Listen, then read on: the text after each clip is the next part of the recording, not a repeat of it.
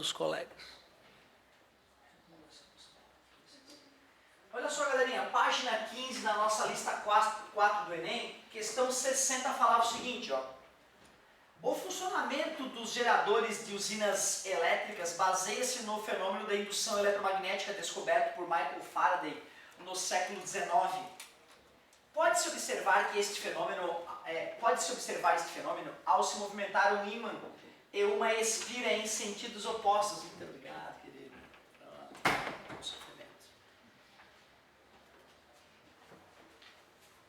Então estamos lá. Pode-se observar este fenômeno ao se movimentar um ímã e uma espira em sentidos opostos com velocidade de módulo igual a V, induzindo uma corrente elétrica de intensidade I, como observado na figura. Então tu vê, o sujeito diz que tem um ímã, polo sul, polo norte, que vai se movimentado para a esquerda com uma certa velocidade, enquanto aqui tem um núcleo de um solenoide. O solenoide tem as espiras começando aqui por dentro, pela frente, vai lá por trás.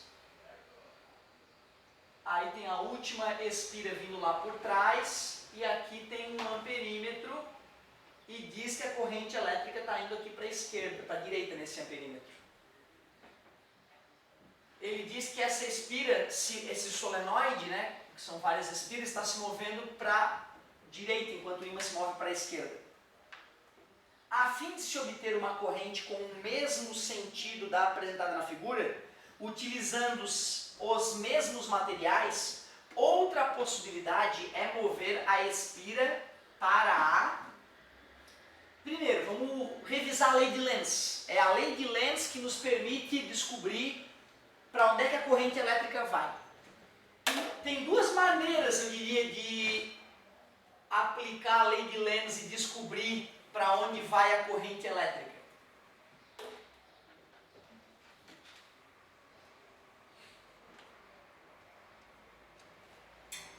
Isso é uma espira. Por que eu estou fazendo essa pontilhada? Eu fiz essa pontilhada para tu saber que quando o ímã for atravessar a espira, ele vai passar por cima desse fio, quer dizer que esse fio está saindo do quadro, ó, essa linha cheia. Talvez para não dar sopa para o azar, para não permitir que tu interprete erradamente o desenho, vale a pena já colocar o ímã parcialmente dentro da espira, para que o aluno entenda a perspectiva do desenho. Isso pode, não entender essa perspectiva, pode arruinar a interpretação. Então vamos lá, eu vou aproximar o polo norte, só para a gente lembrar como é que se aplica a lei de Lenz. Duas maneiras de aplicar. Uma é mais nobre, porque usa a própria lei de Lenz. O que diz a lei de Lenz? O sentido da corrente elétrica induzida em uma espira é tal que gera fluxo magnético que se opõe à variação do fluxo que a originou. É indigesta essa lei, tem que ler várias vezes, entender, pensar para entender o que ele está querendo dizer, né? O campo magnético aponta do norte para o sul, né? Esse seria o vetor de indução magnética ali, né, na ponta do ímã. Quando o ímã estava longe, o fluxo magnético que atravessava a espira era pequeno e apontava para a direita. Quando eu comecei a aproximar o ímã, o fluxo magnético aumentou. Já que o fluxo magnético aumentou para a direita, eu vou pegar na espira com a mão direita, com o indicador e seus acompanhantes se opondo a esse aumento do fluxo. Por isso a corrente elétrica induzida é para cima. Uma outra maneira de pensar seria o seguinte: quando eu aproximo um ímã de uma espira, esse ímã vai ser repelido pela espira. Para que esse ímã seja repelido pela espira, a espira vai ter que funcionar como um eletroímã, gerando o polo norte aqui na esquerda para repelir o polo norte e polo sul na direita. E as linhas de campo penetram no polo sul e emergem no polo norte. Ó, o dedão continua para cima, mostrando que essa outra técnica, que eu chamo de técnica do eletroímã, também funciona. Então, duas maneiras. Ou tu vê o que está acontecendo com o fluxo e se opõe à variação do fluxo, está aumentando. Tu tenta diminuir, indo contra o fluxo, está diminuindo, tenta aumentar. Observe que se eu afasto o ímã, o fluxo magnético para a direita estaria diminuindo. Aí eu teria que aumentar esse fluxo. Pega o indicador e seus acompanhantes e bota a favor do fluxo. o dedão aponta para baixo, mostrando que a corrente induzida, nesse caso, teria sentido oposto. Por isso que se eu pego um imã, aproximo e afasto, a corrente que surge é alternada. Técnica do eletroímã. Quando eu estou afastando o ímã de um solenoide, de uma espira, esse ímã será atraído. Para ser atraído, os opostos vai ter que ter um polo sul aqui e um polo norte aqui. E as linhas de campo penetram no sul e emergem do norte. Olha como o dedão fica para baixo. Usando a técnica do eletroímã, a gente concluiu mesmo. Caramba! Quando eu aproximei o norte, a corrente foi para um lado. Quando eu afastei o norte, a corrente foi para o outro.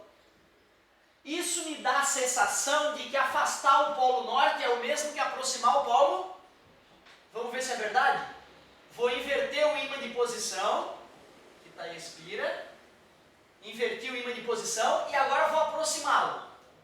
Pela lei de Faraday, o fluxo magnético está aumentando para a esquerda, já que próximo do polo sul o campo magnético aponta para a esquerda. Se está aumentando o fluxo para a esquerda, eu vou querer diminuir, eu vou querer me opor a esse fluxo. Então eu pego o indicador e seus acompanhantes e vou contra o vetor campo magnético. E a corrente dá para baixo. Realmente, ó, afastar o polo norte é o mesmo que aproximar o polo sul. Eu acho que é o que a gente precisava, né? Porque ele queria que a gente obtivesse a mesma corrente que está sendo demonstrada ali. Só que usando as mesmas peças. Só que de uma forma diferente. Então eu poderia inverter, botando o polo sul aqui e aproximar o polo sul. Deve dar a mesma corrente. Vamos ver se é verdade. Polo norte se afastando. Vai atrair. Para atrair vai aparecer um polo sul aqui. E aqui um polo norte. As linhas de campo penetram no sul e emergem no norte. De fato, ó, a corrente elétrica tem o sentido que ele falou. Então a corrente elétrica no começo era verdadeira. Ele quer obter a mesma corrente elétrica. Eu estou sugerindo que nós possamos inverter o ímã e, em vez de afastar, aproximar. Vamos ver se é verdade.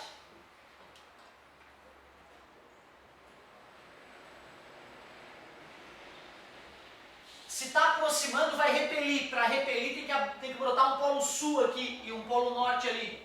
As linhas de campo penetram no sul e emergem no norte. O dedão fica apontando para baixo. Então, aqui nesses fios da frente, a corrente está descendo. Dá o mesmo resultado que ele queria. Então, é isso que a gente tem que procurar no enunciado. Inverter o polo, aproximar o polo sul. Letra A. Outra possibilidade é mover a espira para a esquerda. E o ímã para a direita com a polaridade invertida. Exatamente o que a gente queria. Mover a espira para a esquerda e o ímã para a direita com a polaridade invertida. Vamos. Direita e o ímã para a esquerda. Movimentar o solenoide para a direita e o ímã para a esquerda é a mesma coisa de antes. Afastando. Com a polaridade invertida. Se eu inverter a polaridade, vai inverter a corrente. Não vai ter a mesma corrente. E ele queria induzindo uma corrente I como ilustrado na figura. Ele quer a mesma corrente. Letra C, esquerda e o ímã para a esquerda. Mover os dois para o mesmo lado, não vai ter movimento relativo, não vai ter variação do fluxo, não vai ter corrente elétrica nenhuma. Letra D, para a direita, expira e manter o ímã em repouso, com a polaridade invertida. Se eu mantenho o ímã em repouso e faço a espira se afastar para a direita, se eu inverto a polaridade, o movimento relativo é o mesmo. Mas com a polaridade invertida, a corrente inverte também. Não funciona. Esquerda e manter o ímã em repouso com a mesma polaridade. Se eu movimentar esse para a esquerda com a mesma polaridade, aí a corrente elétrica se inverte também. Eu não queria inverter. Confirmamos que só a letra A funcionaria. E demos uma boa revisada na lei de Lenz. Se alguém quiser anotar a lei de Lenz. A corrente elétrica induzida tem sentido tal que gera fluxo magnético que se opõe à variação do fluxo que A originou. Na lei de Faraday, que dizia que a força motriz induzida é menos a variação do fluxo magnético com o passar do tempo, a lei de Lenz está embutida na lei de Faraday por aquele sinal negativo. Já vi o vestibular perguntar o que significava aquele sinal negativo na lei de Faraday. É a lei de Lenz. Vamos que vamos! 61. Eu tô louco para fazer 62, que é uma das bonitas que tem no Enem de Física. 62. 61, cara. É duplo, é ala faixa, meu querido, respira fundo. As lentes fotocromáticas escurecem quando expostas à luz por causa de reações químicas reversíveis entre uma espécie incolor e outra colorida. Diversas reações podem ser utilizadas e a escolha do melhor reagente para este fim se baseia em três principais aspectos. 1. O quanto escurece a lente. 2. O tempo de escurecimento quando exposta à luz solar. E 3. O tempo de esmaecimento em ambientes sem forte luz solar.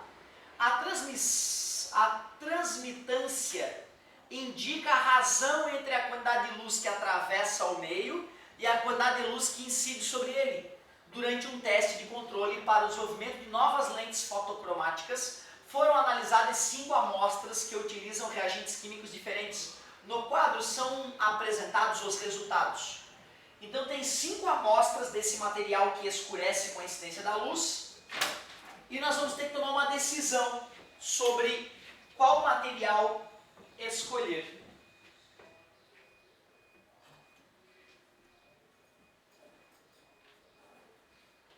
A tabela dizia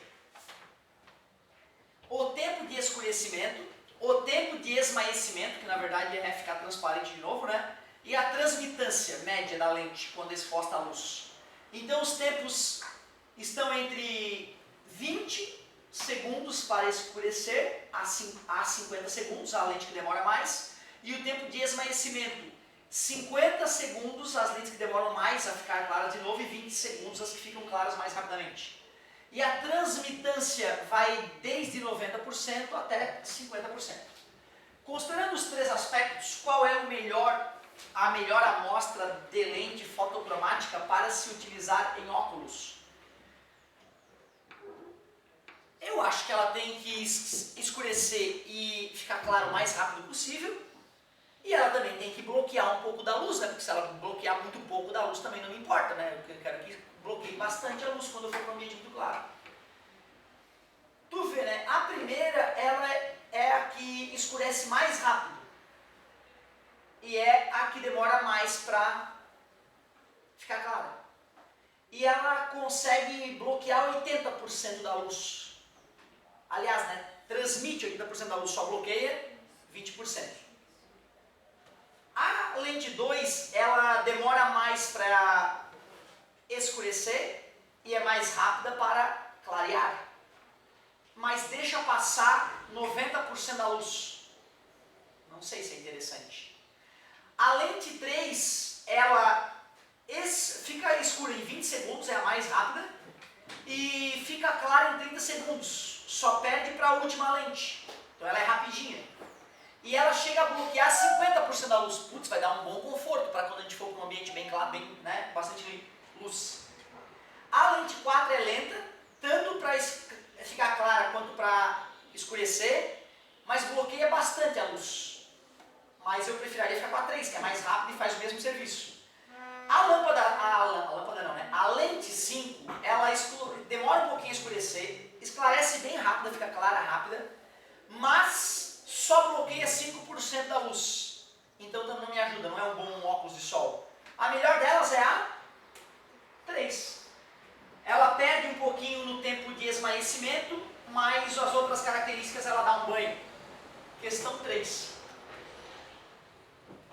A lente 3, item C.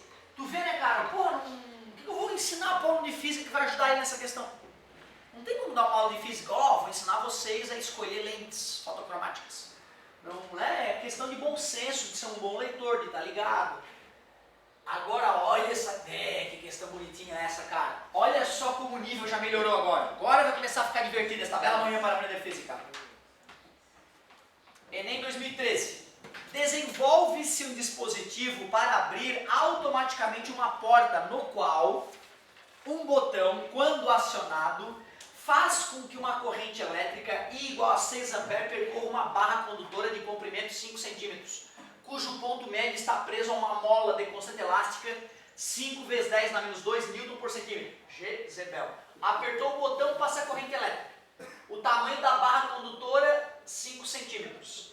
A constante elástica da mola na qual a barra está presa, 5 vezes 10 na menos 2 newtons por centímetro. O sistema mola condutor está imerso em um campo magnético uniforme perpendicular ao plano. Vamos fazer o desenhozinho aqui. Ele diz que tem um campo magnético penetrando no plano da página. Por isso que ele fez os xizinhos com as bolinhas. Esse campo parece ser uniforme, tem o mesmo valor em todos os seus pontos.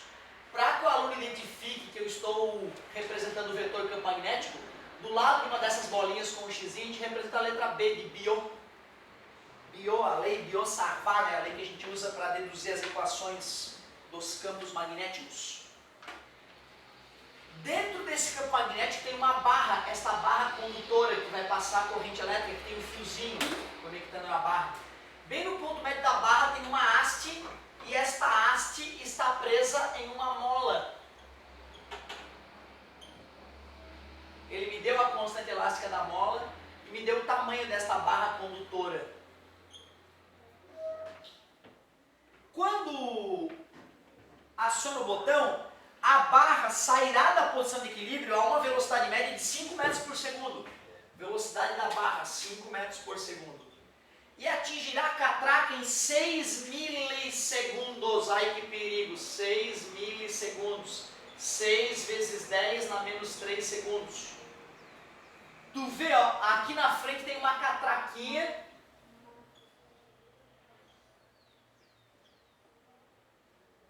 Essa coisa vem, bate na catraca, a catraca gira e abre a porta. E ele me deu... ele não me disse qual era a distância daqui até aqui. Então ele não me disse quanto que a mola vai se esticar. Ele pergunta, a intensidade do campo magnético para que o dispositivo funcione corretamente é... Ele quer saber qual é o valor do campo magnético aqui, nessa região, para que essa coisa funcione.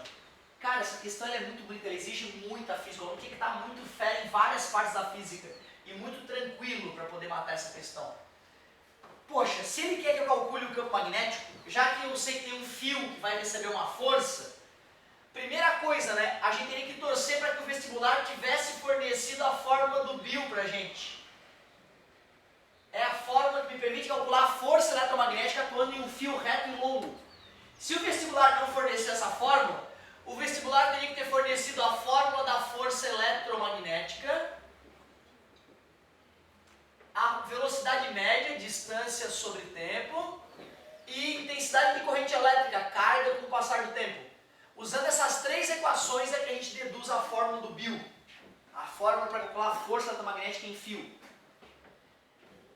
Mas tem um problema, porque eu não sei a força ainda, não sei o campo magnético, a corrente elétrica, eu sei que é 6 amperes. O tamanho desta haste que vai receber a força magnética eu também conheço, 5 centímetros. Cuidado com o centímetro, é 5 vezes 10 na menos 2. Ele me disse que a corrente elétrica e o campo magnético são perpendiculares, então eu sei que é seno de 90. Porém, eu não sei o valor da força para poder calcular o B. Então eu vou ter que saber o valor da força. Ele me deu a constante elástica da mola. Se eu soubesse o quanto a mola se deformou, eu poderia usar a lei de Hooke e calcular a força. Só que ele não disse quanto a mola se deformou. Mas ele me disse a velocidade e me disse quanto tempo essa coisa se mexe para bater na catraca. Então eu vou usar a ideia de velocidade média para poder descobrir qual distância a mola foi esticada. A velocidade é 5 metros por segundo. A distância que ele vai andar é a deformação que ele vai causar na mola. E o tempo, 6 vezes 10 na menos 3. Está dividido, passa multiplicando, vai dar 30 vezes 10 na menos 3. E esse x é que eu vou jogar ali, ó. Aí eu vou poder calcular a força. A constante elástica da mola é 5 vezes 10 na menos 2 newton por centímetro. Se eu quiser, eu posso multiplicar por 100 para passar para newton por metro, né? Então ficaria K igual a 5 newton por metro. 5 newtons por metro é o valor do K. E o valor do X vai dar 30 vezes 10 na menos 3. 30 vezes 10 na menos 3. Afinal, 6 vezes 5, 30. Assim eu descobri qual é a força. 150 vezes 10 na menos 3 ou 1,15 newtons. 1, 2, 3. E agora que eu descobri a força, eu substituo no F. 0,15 newtons. Legal. Seno de 90 é 1. 6 vezes 5 é 30. 30 vezes 10 menos 2. Então vai dar 0,3. 0,15 dividido por 0,3 é igual ao campo magnético. 15 dividido para 30. 0,5.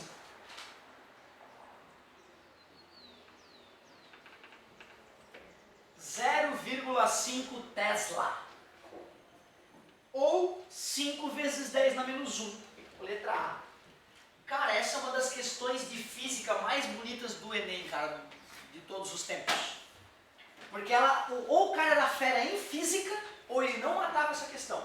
Poderia ter outras questões que é de física básica também, usando só uma das fórmulas, né? Só a velocidade média como tem, só força elástica como aparece, só força eletromagnética como aparece. Essa não, cara. Essa usou interpretação, física e conexão entre várias partes da física. Ótima questão. Essa é a questão, né, que diferencia quem manja pra caramba de física e quem não manja. Bonita questãozinha. Vamos que vamos. Vamos ver se a gente consegue mais uma bonitinha aqui. 63. 63, uma questão bem intuitiva de fazer, mas é chatinha, né? Porque matematizar essa questão, uma vez eu tentei provar através de matemática o resultado da questão e, destruí a aula. Ficou bem pior do que fazer intuitivamente. Vamos para a próxima então.